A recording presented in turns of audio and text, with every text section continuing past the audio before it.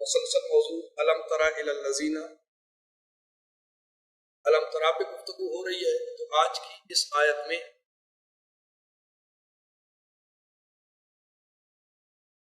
الم تری سے شروع ہونے والی آج کی گفتگو اس آیت سے ہم کرتے ہیں جس میں اللہ وحدہ لا شریک نے ان لوگوں کے چہروں کو بے نقاب کیا ہے جو اللہ کی نعمت کو کفر سے تبدیل کرنے والے لوگ ہیں. تو اللہ اپنے مقاصد کے ترجمان محمد احمد مامون سے مخاطب کر کے فرما رہا ہے الم تری الی الذین بدلوا نعمت اللہ کفرا وأحلوا قومهم دار البوار جہنم یصلونہا وبئس القرار وجعلوا للہ اندادا لیضلوا عن سبیلہ قل تمتعوا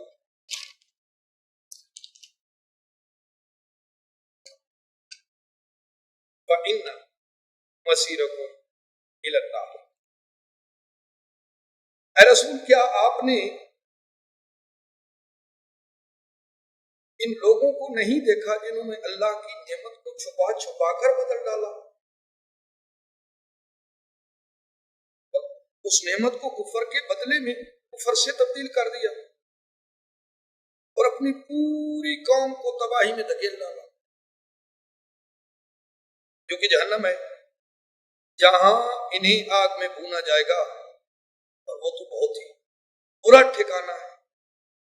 اور برا ٹھہرنے کا مقام ہے. اور انہوں نے اللہ کے نظام میں کچھ لوگوں کو ہم سر اور ہم پلہ تجویز کر لیا ہے تاکہ وہ ہم سر لیڈرانے قوم اللہ کے راستے سے لوگوں کو گمراہ کرتے رہیں. ان سے کہہ دو کہ ٹھیک ہے دنیا میں خوب فائدہ اٹھا لو، واپسی تمہاری جہنم میں ہی ہوگی. تو میرے محترم معزز سامعین کرام، ہم اس آیت کی تفسیر میں جاتے ہیں تاکہ قرآن سمجھنے میں ذرا آسانی ہو جائے، اور اس سے تفسیر کے ذریعے ہم سہارا لیتے ہیں تفسیر کا، اور تفسیر کے ذریعے معاملے کی تہہ تک پہنچنے کی کوشش کرتے ہیں، اور پھر انشاءاللہ قرآن کی باقی آیات کی طرف بھی رجوع کیا جائے. تفسیر قمی میں امام صادق آل محمد سے مروی ہے کہ یہ آیت قریش کے دو حد سے تجاوز کرنے والے قبائل بنو امیہ اور مغیرہ کے بارے میں نازل ہوئی. بنو مغیرہ کی اللہ ابتدا ہی میں جڑ کاٹ چکا تھا، البتہ بنو امیہ کچھ عرصے تک مزے ہوتے رہے. پھر فرمایا خدا کی ہم ہی وہ نعمت ہیں جن سے اللہ نے اپنے بندوں کو نوازا ہے، جو بھی کامیاب ہوگا وہ ہمارے ہی ذریعے سے ہوگا. اس کی عربی ملاحظہ فرما لیں اور سماعت فرما لیں. نحن نعمت التی انعم اللہ بها علی عبادہ وبنا یفوز من فاز یوم القیامہ، کہ ہم ہی اللہ کی وہ نعمت ہے جسے اللہ نے اپنے بندوں پر انعام کیا ہے.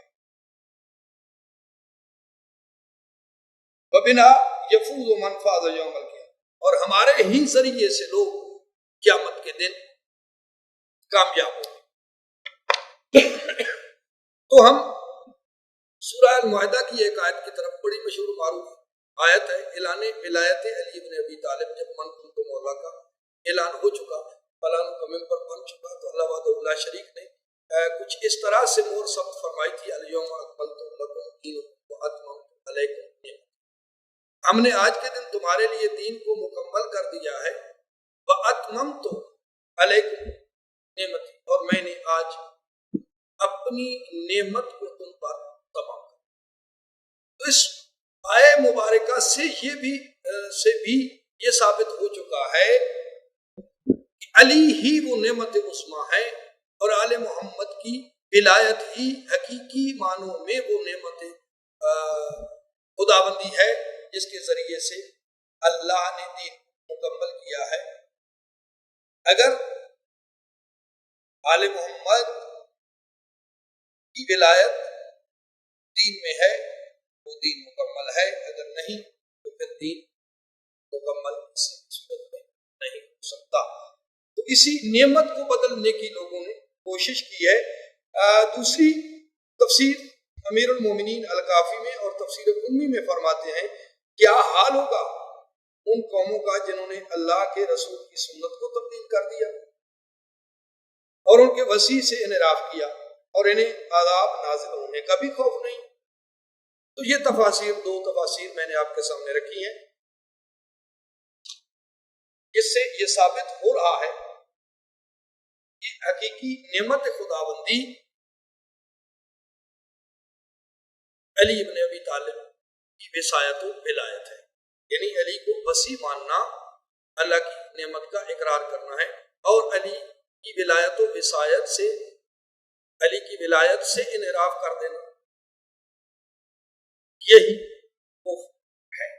اب دیکھتے ہیں، ہم آگے چل کر قرآن مقدس کی طرف رجوع کرتے ہیں کہ انہوں نے کب اور کہاں کہاں تبدیلیوں کی کوشش کی۔ ہم انہیں آیات کے ذریعے سے ہی انشاءاللہ کوشش کرتے ہیں واضح کرنے کی۔ تو ہم آیتوں کا سفر کرنے لگے ہیں، آج کی جو تھوڑی سی مختلف ہوگی، اس میں آیتوں کا ذرا استعمال زیادہ ہے تاکہ یقین کامل کی منزل تک پہنچنے میں کوئی دقت پیش نہ آئے اور کوئی کسی قسم جھجک پیش۔ میرے محترم اور معزز سامعین کرام، ہم قرآن کی روح سے اسے ثابت کرنے کی کوشش کرتے ہیں کہ انہوں نے اللہ کی سنت کو کس طرح تبدیل کیا اور کس طرح کوشش کی نعمت خداوندی کو بدلنے کی۔ تو میرے سامنے قرآن مقدس سورہ نساء کی 150 نمبر آیت موجود ہے، جس میں اللہ وحدہ لا شریک ارشاد فرما رہا ہے اور ان لوگوں کی نشاندہی فرما رہا ہے حقائق الہیہ کو چھپا کر جن لوگوں نے حقائق الہیہ کو چھپا ڈالنے کی اور مقام رسالت کو غیر اہم بنا دینے کی سکیم شروع کر رکھی ہے، وہ لوگ بلا شبہ اب یہ منصوبہ پر سرکار لا رہے ہیں کہ اللہ اور اس کے رسولوں کی یکجہتی اور ہم آہنگی میں دراڑ ڈال دیں۔ اس طرح اللہ کو رسولوں سے الگ کر دکھائیں، اور انہوں نے تمام ماہرین سے کہہ دیا کہ وہ یہ قول اختیار کریں کہ ہم اللہ کے مقام بلند کا اقرار کریں گے اور رسول اللہ کے حقیقی مقام کو سامنے نہ آنے دیں، اور رسول اللہ کے حقیقی مقام کو چھپانے کی پالیسی پر عمل پیرا رہیں گے۔ اور ہماری پالیسی یہ ہے اللہ سے رسولوں کو الگ کر کے ان دونوں کے درمیان سے ایک سبیل، ایک نئی راہ یا ایک نیا اسلام تیار کر لیں۔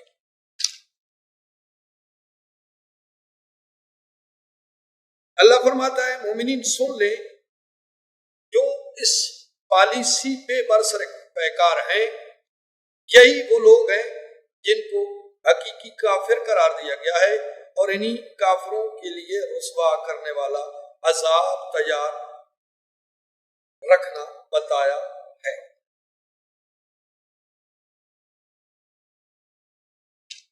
تو یہاں اس خفیہ منصوبہ جو تیار کر رہا تھا اللہ وحدہ لا شریک نے اپنے حبیب مکرم پر، اپنے مقاصد کے ترجمان محمد پر، اس خفیہ منصوبے کو آشکار فرمایا ہے، اور فرمایا ہے اس خفیہ منصوبے اور اس سے متعلقہ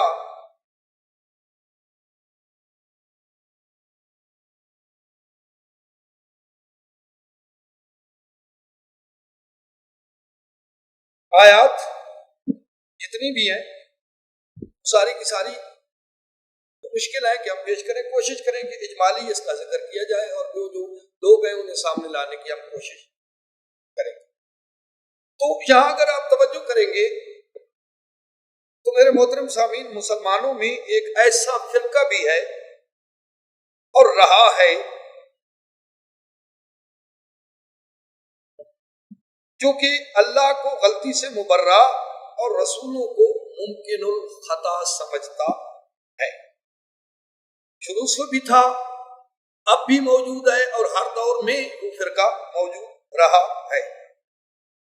جو اللہ کی اطاعت کو حقیقی اور ہر حال میں واجب سمجھتے ہیں اور رسول کی اطاعت کو مجازی اور بعض حالات میں غیر واجب اور بعض حالات میں ان کی مخالفت کو ضروری اور جائز مانتا ہے. لیکن یہاں اگر ہم توجہ کریں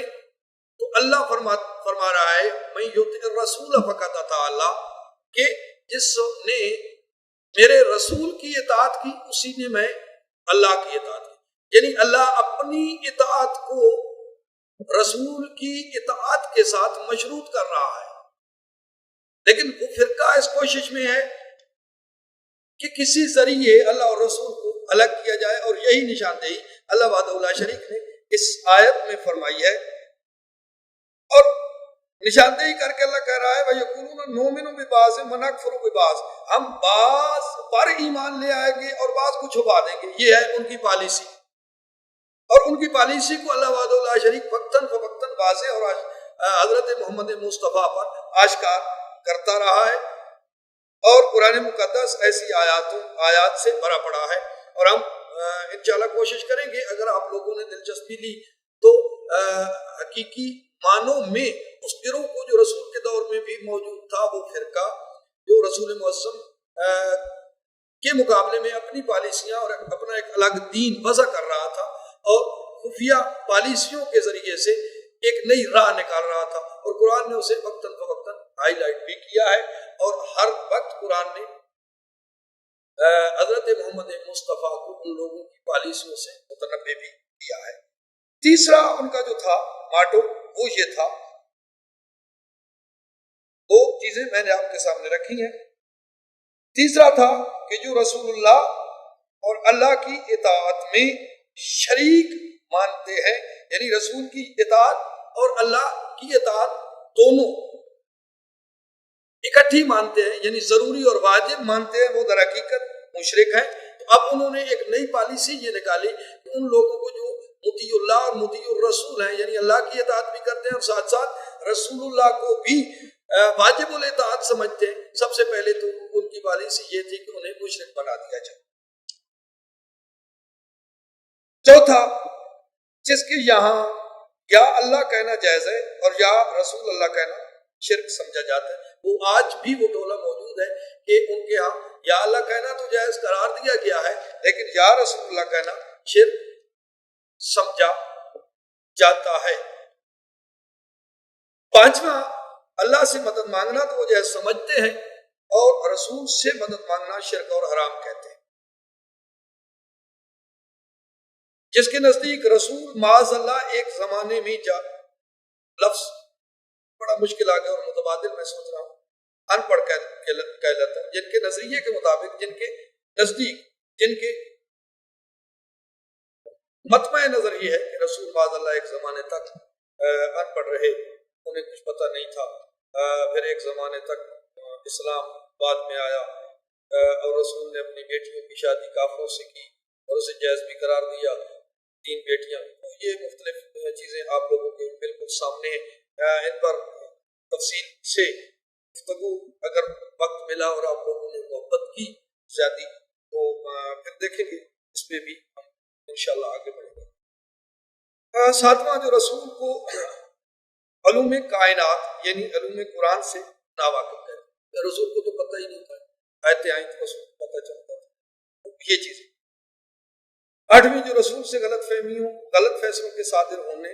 پر روایات کا ڈھیر جمع کیے بیٹھا ہے. یہ بھی ایک فرقہ ہے. مثلا ایک سال رسول کے غلط حکم کی بنا پر کھجوروں کی فصل پیدا نہ ہوئی تھی، جو رسول کو بڑے بھائی اور اپنے جیسا آدمی مانتے. 10، جو رسول امت لیڈروں کے مشوروں کے مطابق چلتے ہیں کہ فلاں شخص نے مشورہ دیا تو اللہ نے اس پر ایک آیت نازل کی جو یہ نظریہ بنا کے بیٹھے، یہ ساری خفیہ پالیسیوں کے نتیجے ہیں۔ تو اب طوالت نہ ہو جائے، ہم ٹو دا پوائنٹ ایک دوسری آیت کی طرف آپ کی توجہ مبذول کرانا چاہتے ہیں۔ آیتوں کے ذریعے ہم انہیں واضح کرتے چلے جائیں گے انشاءاللہ تعالی، اور آپ کے سامنے ان کے چہرے بے نقاب ہوتے چلے جائیں گے۔ تو آئیے ہم دیکھتے ہیں اس آیت کو، اگلی آیت کو، جو کہ سورہ فرقان آیت نمبر 27، 28، 29 اور 30 مسلسل ہم ان کا چہرہ آپ کے سامنے کرنے جا رہے ہیں۔ تو یہ آیتیں نوٹ کر لیں، سورہ فرقان 27، 28 اور 29۔ اللہ وحدہ لا شریک نے ان لوگوں کے بارے میں یہ بھی فرمایا ہے،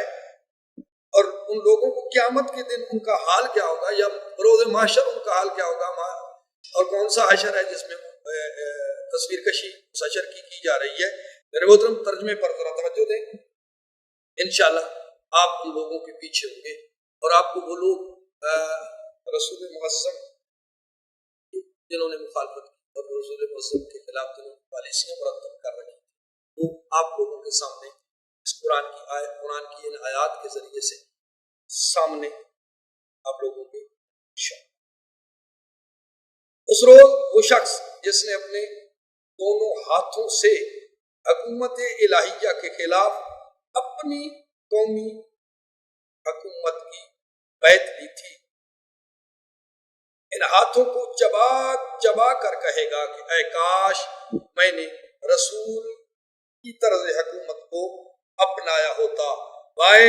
برا حال، ہائے کاش میں نے فلاں شخص کو دین کے بدلے میں دوست بنا کر دنیا اور آخرت کو تباہ نہ کیا ہوتا۔ یقیناً اس نے مجھے ایسی حالت میں گمراہ کیا تھا جبکہ رسول اللہ مجھے باز رکھنے کے لیے میرے پاس موجود رہے۔ حقیقت یہ ہے کہ وہ مجسم شیطان انسانوں کو تباہی میں دھکیلنے والا تھا۔ اس وقت رسول نے کہا تھا کہ اے میرے پروردگار، بلا شبہ میری قوم نے اس قرآن سے ہجرت کر کے اسے معجور چھوڑ دیا ہے اور قومی لیڈروں کو اپنا رہنما بنا دیا ہے۔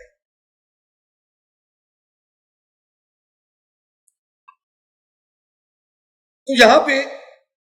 میرے محترم سامعین، اللہ وحدہ لا شریک نے دو اشخاص کی نشاندہی فرمائی ہے جنہوں نے قومی حکومت بنانے میں ایک دوسرے کی مدد کی، اور ان کی آئندہ والی زندگی کے بارے میں اور انجام کے بارے میں اللہ وحدہ لا شریک نے قرآن میں انہیں خبردار بھی کیا تھا، لیکن کیونکہ ان کی توجہ اور ان کا مطمع نظر قومی اور ملی حکومت بنانے پہ تھا، اس لیے انہوں نے ان آیتوں پہ غور نہیں کیا۔ بندے آپ نے ڈھونڈنے ہیں، میں نے آپ کے سامنے قرآن مجید کی آیات رکھنی ہے، بندے آپ کے سامنے خود بخود آ جائیں گے اور آپ ان کو ڈھونڈ بھی دیں گے انشاءاللہ بفضل پنجتا۔ میں تھوڑا سا ان کو واضح کرنے کے لیے آپ کے سامنے لانا چاہتا ہوں۔ لم اتخذ فلانا خلیلا، اب یہاں پہ فلان کا اللہ نے تذکرہ کیا ہے، فلانا خلیل، فلاں کو میں نے دوست نہ بنایا ہو۔ میرے محترم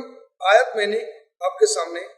رکھ دی ہے، اس کا ترجمہ بھی آپ کے سامنے آ گیا ہے، اس کی تفصیل ہم انشاءاللہ تعالیٰ اگلی ویڈیو میں یہیں سے شروع کریں گے، اور انشاءاللہ اس کی تفصیل ہم اگلی ویڈیو میں پیش کریں گے آپ کے سامنے، اور پھر مزید اسی موضوع پر ہم آگے بڑھتے چلے جائیں گے۔